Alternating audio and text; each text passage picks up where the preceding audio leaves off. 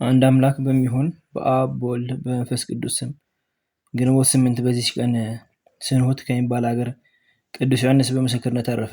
የዚህም ቅዱስ የአባቱ ስም መቃርስ የእናቱን ስም ሐና ነው። እርሱም የአባቱን በጎች ሲጠብቅ የእግዚአብሔር መልአክ ተገልጦ የብርሃን አክሊልን አሳየው። እነሆ ተጋድሎ ተዘርግቶ በክብር ባለቤት በክርስቶስ ስም ለሚጋደል አክሊላት ተዘጋጅተውለት ሳሉ አንተ ለምን ከዚህ ተቀመጥከ?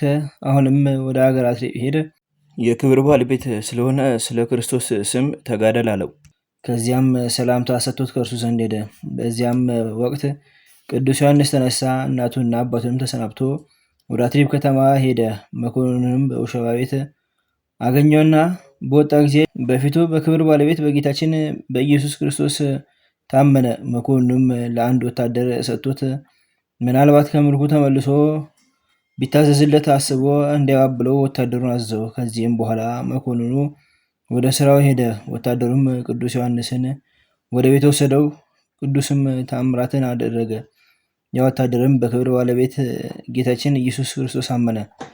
መኮንኑም በተመለሰ ጊዜ ያ ወታደር በክብር ባለቤት በጌታችን በመኮንኑ ፊት ታመነ፣ የሰማዕትነት አክሊልን ተቀበለ። ከዚህም በኋላ ቅዱስ ዮሐንስን እንዲያሰቃዩት መኮንኑ አዘዘ። በየአይነቱ በሆነ ስቃይ ያሰቃዩት።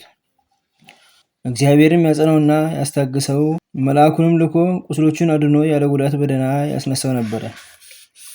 ከዚህም በኋላ ወደ አንዴናው ከተማ ላከው።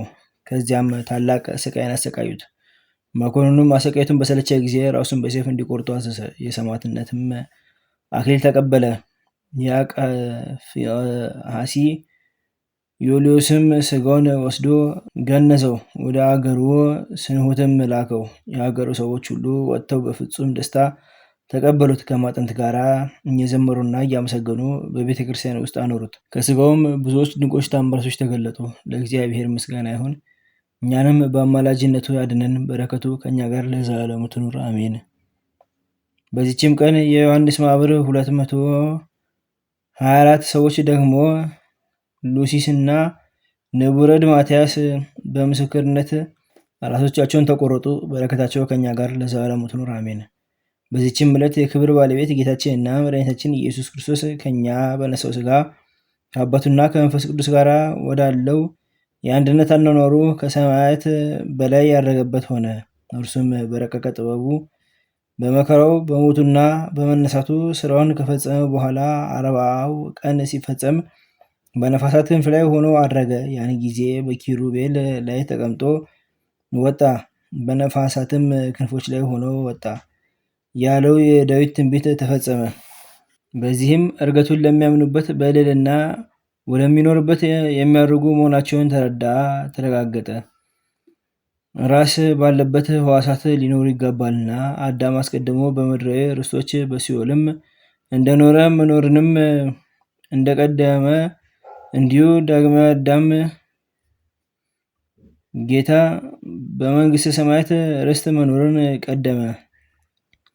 የክብር ባለቤት ጌታችን ኢየሱስ ክርስቶስ እርገቱን ከትንሣኤው አከታትሎ ወዲያውኑ አላደረገም። መናፍቃን እርገቱን ምትሃት ናት ብሎ እንዳያስቡ ጌታችንም በረቀቀ ጥበቡ የደቀ መዛሙርቱን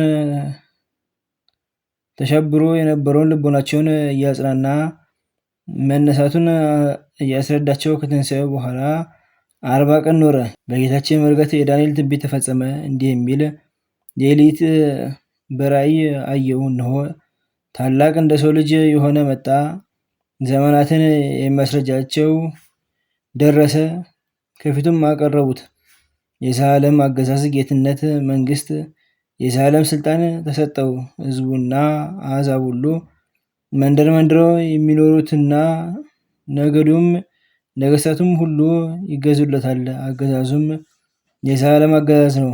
መንግስቱም የማያልፍ የማይጠፋ ነዋሪ ነው። ለእርሱም ምስጋና ይሁን ከቸር አባቱ ሕይወት ከሆነ መንፈስ ቅዱስ ጋር ለዘላለሙ አሜን። በዚህችም ዕለት የአስቄጥስ ገዳም አበምኔት አባ ዳንኤል አረፈ። ይህም ቅዱስ እውነተኛ ንጹሕ ፍጹም ነው። ዜናው በሁሉ ቦታ በተሰማ ጊዜ ሹመት ያላት አነስጣስያ የመኳንንቶችን ልብስ ለብሳ ወደ እርሱ መታ ከእርሱ መነኮሰች። በእርሱ አቅራቢያም 25 ዓመት በባት ውስጥ ኖረች። እርሷ ሴት እንደሆነች ማንም አላወቀም። ይህም ቅዱስ ስሙ አውሎጊስ የሚባለውን ሰው አየው።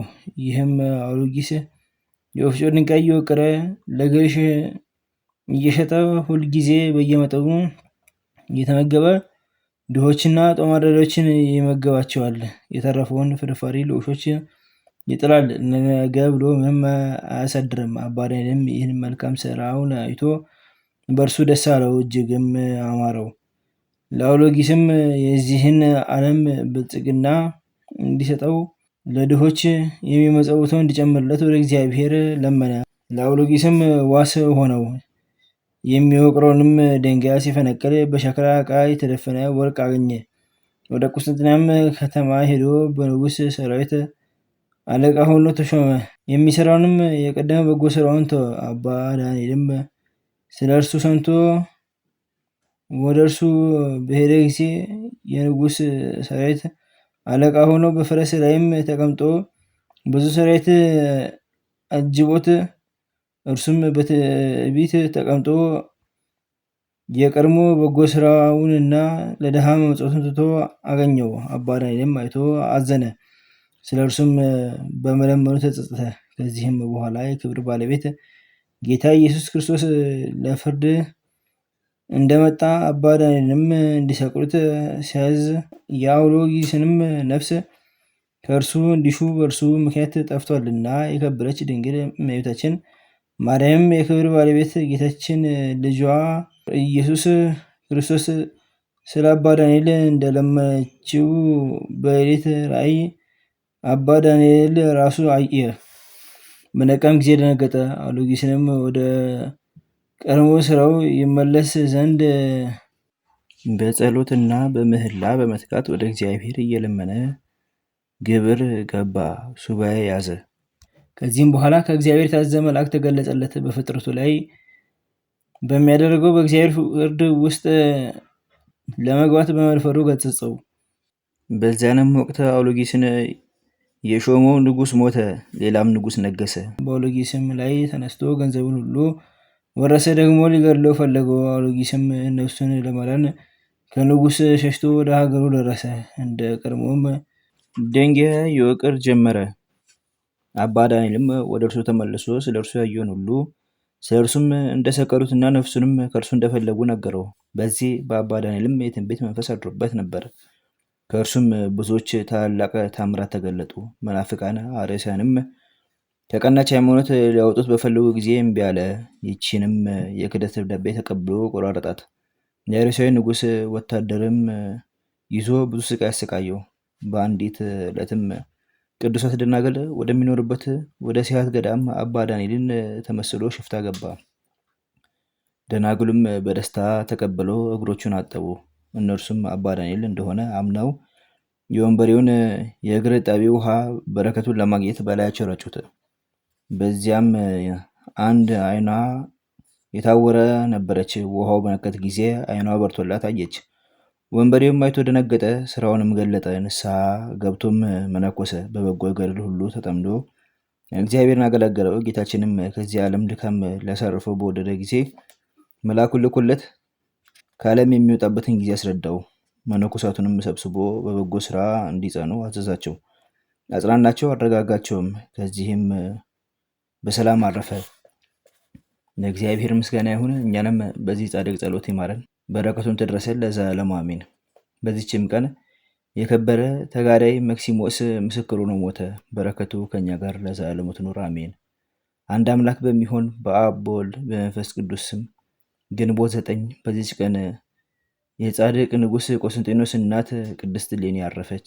ዘአቅረብኩ ማሕሌተ አዘኪሬ አእላፈ እምእለ ጸምዱከ ዘልፈ ለላ አነብብቶ ከብዘኔቴ መጽሐፈ እንተርእሰከ እግዚኦ ጸሪቀኑ ትኩፈ እምእለ ቡላን ዘተርፈ ነቢያት ቅዱሳን ሐዋርያት ሰበክያን ሰማዕታት ወጻድቃን ደናግል አዲ በመነኮሳት ሄራን ባርኮ ጉባኤ ዛቲ መካን እስከ ረገ ይልቅ ወንስ ሕፃን ለጻፉ በክርታስ ወለዛ ጻፎ ዘደርስ ወለዛ አንቦስ ትርጉም ሳዲስ ወለ ሰማ ቃሎ አዝነፈስ ጸሎተሙ ማርያም አረቂተ ኩሉ እንባስ ወለ ማረነ ኢየሱስ ክርስቶስ በቅዱሳኑ ጸሎት ይጠብቀን። በረከታቸው ከኛ ጋር ትኑር።